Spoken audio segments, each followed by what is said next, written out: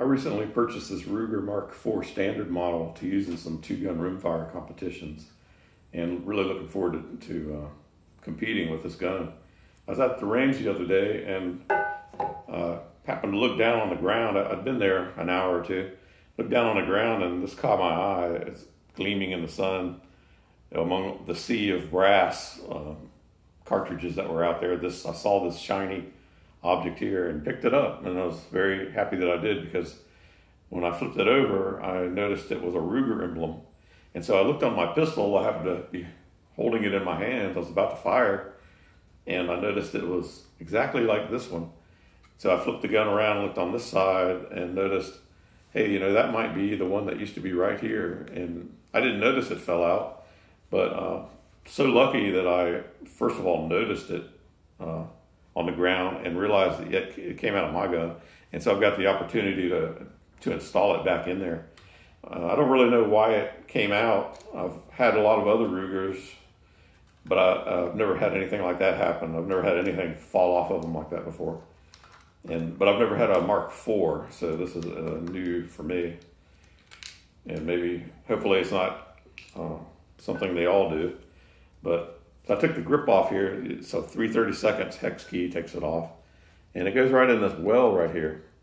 And it drops right in. It's a real snug, fairly tight fit. It drops right in, but it will drop right out as well.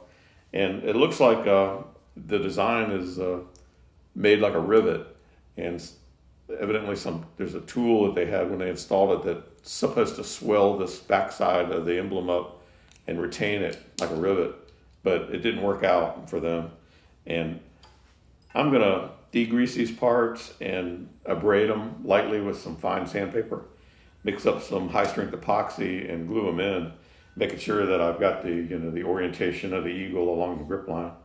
And I'm also gonna go ahead and do this one too, because if that one fell out so easily, this one's probably gonna fall out as well. And I don't really know, the gun was sitting in the sun, but it wasn't that hot that I didn't notice it or anything, but maybe it was hot enough where the plastic expanded enough to allow the rivet to pop out.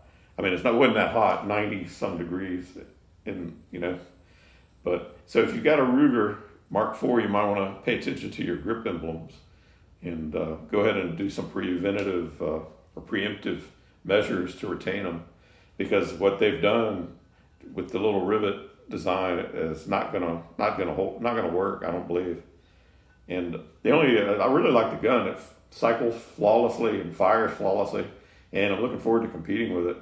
The only issue I had with it was immediately when I bought it, I noticed when I would rapid fire it, the ambidextrous safety on the right side would contact my knuckle just enough and ride the safety lever up just enough to go into safe mode, and then the gun wouldn't fire.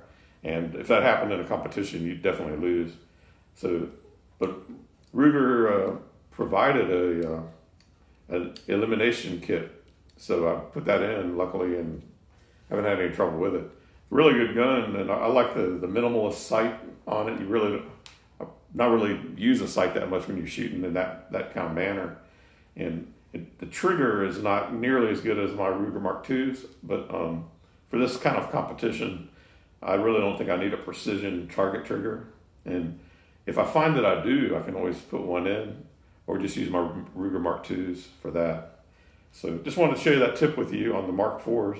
I haven't had it very long, and I really like the gun, and it's got a few little funky issues, but hopefully I've found them all.